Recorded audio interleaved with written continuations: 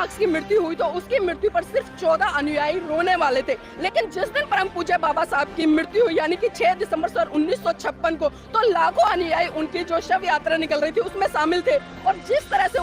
14 अक्टूबर सन 1956 को परम पूज्य बाबा साहब के साथ में लोगों ने कम से कम 8-10 लाख लोगों ने बौद्ध धर्म की दीक्षा ली थी, लेकिन विडंबना है कि वो 8-10 लाख कहाँ गए। लेकिन वहीं दूसरी तरफ अगर हम कार्ल मार्क्स के उसे भाषण देते नजर आते हैं, जातिवाद की बात करते हैं, आरक्षण बचाओ की बात करते हैं, संविधान बचाओ की बात करते हैं। अब धर्म गुरुओं का काम ये रह गया है कि वो जातिवाद पर बात करेंगे, आरक्षण पर बात करेंगे या संविधान को बचाने की बात करेंगे। यहाँ पर शायद बुरी लग जाए, लेकिन मैं सभी धर्म गुरुओं से कहना चाहूंगी जो बौद्ध धर्म के अनुयायी हैं, कहीं ना कहीं जिन लोगों पर परम पूज्य बाबा साहब ने विश्वास जताया या जिस धर्म को स्थापित करने के लिए महाकारुणिक तथागत बुद्ध ने अपना पूरा जीवन समर्पित कर दिया, सम्राट अशोक ने अपना जीवन समर्पित कर दिया, यहाँ तक कि उनके 2 बच्चे थे, एक बेटी थी एक बेटा था, उनको भी मतलब धर्म पर पूरी तरह से समर्पित कर दिया। लेकिन विडंबना ये है कि आज का जो धर्म गुरु है सिर्फ वो मंच लगाते हैं, भाषणबाजी करते हैं, आरक्षण बचाओ, जाति बचाओ, इस तरह की बातें करते हैं, लेकिन सही रूप में जो धर्म का प्रचार प्रसार होना चाहिए वो नहीं हो रहा है, क्योंकि धर्म सबके लिए है। लेकिन पर्टिकुलर आज के हमारे बौद्ध भिक्खु भी कहीं ना कहीं जातियों में बनकर रह गए। अगर बाबा साहब भारत में पैदा नहीं होते तो भारत में जो मनुवादी व्यवस्था चल रही थी,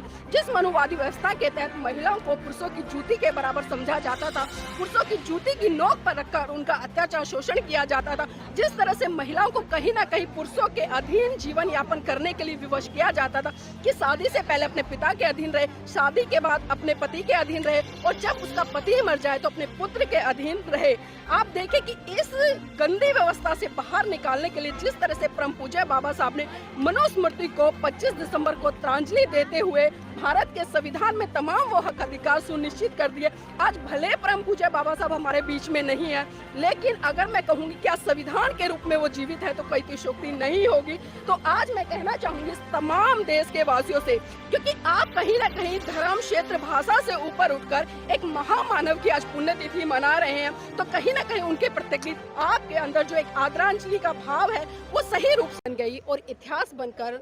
इतिहास के पन्नों में ही स्वर्ण अक्षरों में दर्ज हो गई। अगर इस देश की समस्त महिलाएं चाहे वो किसी भी धर्म, क्षेत्र, भाषा, जाति की हैं, तो सबसे पहले उन्हें आज अभिमान और स्वाभिमान होना चाहिए कि हम उस देश से हैं जिस देश में परम पूज्य बाबा साहब जैसे हीरे नगीना पैदा हुए, जिन्हों को बराक ओबामा ने मैं कहूँगी कि एक तरह से दुनिया का सूरज कहा। और सूरज ही नहीं कहा, अगर मैं कोलंबिया यूनिवर्सिटी की बात करूँ तो 100 तरह से इतिहास निकाला गया। इतिहास में जो 100 बुद्धिजीवी वहाँ से निकाले गए तो पहले नंबर पर परम पूज्य बाबा साहब का नाम आया। और इतना ही नहीं, परम पूज्य बाबा साहब को विश्व में 5 बुद्धिजीवियों में जो संज्ञा दी जाती है, वास्तव में कहीं ना कहीं इस देश के लिए जो गौरव का विषय है और खासकर इस देश की समस्त महिलाओं के लिए जो एक स्वाभिमान का विषय है, तो आज इस समस्त देश की महिलाओं को बाबा साहब के प्रति कृतज्ञता व्यक्त करनी चाहिए, क्योंकि अगर बाबा साहब भारत में पैदा नहीं होते तो भारत में जो मनुवादी व्यवस्था चल रही थी, जिस मनुवादी व्यवस्था के तहत महिलाओं को पुरुषों की जूती के बराबर समझा जाता था, पुरुषों की जूती की नोक पर रखकर उनका अत्याचार शोषण किया जाता था, जिस तरह से महिलाओं को कहीं ना कहीं पुरुषों के अधीन जीवन यापन करने के लिए विवश किया जाता था कि शादी से पहले अपने पिता के अधीन रहे, शादी के बाद अपने पति के अधीन रहे और जब उसका पति मर जाए तो अपने पुत्र के अधीन रहे। आप देखें कि इस गंदी व्यवस्था से बाहर निकालने के लिए जिस तरह से परम पूज्य बाबा साहब ने मनुस्मृति को 25 दिसंबर को श्रद्धांजलि देते हुए भारत के संविधान में तमाम वो हक अधिकार सुनिश्चित कर दिए। आज भले परम पूज्य बाबा साहब हमारे बीच में नहीं है, लेकिन अगर मैं कहूँगी क्या संविधान के रूप में वो जीवित है तो कोई अतिशयोक्ति नहीं होगी। तो आज मैं कहना चाहूँगी तमाम देश के वासियों से, क्योंकि आप कहीं ना कहीं धर्म, क्षेत्र, भाषा से ऊपर उठकर एक महामानव की आज पुण्यतिथि मना रहे हैं, तो कहीं ना कहीं उनके प्रति आपके अंदर जो एक आदरांजलि का भाव है वो सही रूप से होना चाहिए। लेकिन मैं यहाँ पर कहते हुए बिल्कुल भी मुझे संकोच नहीं होता, ये पीड़ा होती है हर बार। मैं जब 26 अलीपुर रोड बाबा साहब के परिनिर्वाण दिवस पर आती हूँ, मैं पूरी दिल्ली का भ्रमण करके आती हूँ। अभी वर्तमान में जिस तरह से दिल्ली में अरविंद केजरीवाल जी की सरकार स्थापित है, वो बड़े बड़े वादे तो करती है, बाबा साहब का नाम तो लेती है, स्कूलों में संविधान पढ़ाने की बात करती है, लेकिन विडंबना है कि आज पूरी दिल्ली का भ्रमण कर देखिए, आपको एक भी पोस्टर, होर्डिंग, बैनर आम आदमी पार्टी की तरफ से दिखाई नहीं देंगे। वहीं दूसरी तरफ अगर मैं केंद्र में स्थापित भारतीय जनता पार्टी की बात करूं, जिस तरह से भारतीय जनता पार्टी आज मोदी जी बाबा साहब का गुणगान करते हैं, संविधान की बात करते हैं, संविधान को समानता के तहत स्थापित करने की बात करते हैं, लेकिन आज केंद्र सरकार की तरफ से भी इस तरह का कोई कार्यक्रम आयोजित नहीं हुआ। और पूरी दिल्ली का भारत का आंकड़ा उठाकर देखिए, आज भारतीय जनता पार्टी ने कितने कार्यक्रम आयोजित किए। पीछे ही घर है, केजरीवाल सुन लेंगे, सुनने दे, फिर जाओगे 26 दिन के लिए जेल। देखिए, मैं पढ़ा लिखा व्यक्ति उसको मानती हूँ जो सही को सही और गलत को गलत कहने की हिम्मत रखता है, चाहे फिर उसमें कोई भी व्यक्ति हो। अगर आज मैं कह रही हूँ तो मैं सबूत के आधार पर कह रही हूँ। मैं पूरी दिल्ली का भ्रमण करके आई हूँ। मैंने आम आदमी पार्टी की तरफ से कोई होर्डिंग पोस्टर बैनर नहीं देखा, मैंने भारतीय जनता पार्टी की तरफ से कोई होर्डिंग पोस्टिंग बैनर नहीं देखा, मैंने कांग्रेस की तरफ से कोई नहीं देखा।